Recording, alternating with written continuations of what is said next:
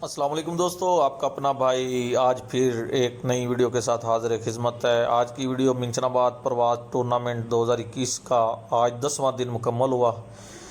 आज 10वें दिन दो बच्चे छोड़े गए थे, एक पीर ग्रुप का और एक कारी ग्रुप का। ये जेर स्क्रीन नज़र आ रहा है, ये पीर ग्रुप का बच्चा है, यानी हमारा बच्चा, हमारे कबूतरों का बच्चा। ये माशाल्लाह आज 10वें दिन बराबर हो गया जी। इंशाल्लाह ये कल 11वें दिन प्रवास करेंगे। दोस्तों वीडियो अच्छी लगी हो तो लाइक एंड शेयर कीजिएगा, चैनल को सब्सक्राइब करें, बेल आइकॉन के बटन को प्रेस करें ताकि हमारी नई आने वाली वीडियो को बआसानी देख सकें। ये चेक करें दोस्तों, माशाल्लाह ये बच्चा बहुत एक्टिव है, हेल्दी बैठा है, बहुत फिट बैठा है जी माशाल्लाह। ये चेक करें, ज़ेर स्क्रीन नज़र आ रहा है आपको, ये छतरी से उतार रहे हैं साथ तनवीर। ये चेक करें दोस्तों, ये देखें ये छतरी पे बैठा है बच्चा।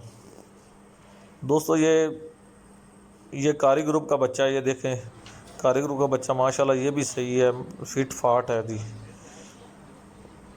ये चेक करें, ये बच्चा कारी ग्रुप का है जी, ये बैठ रहा है जी।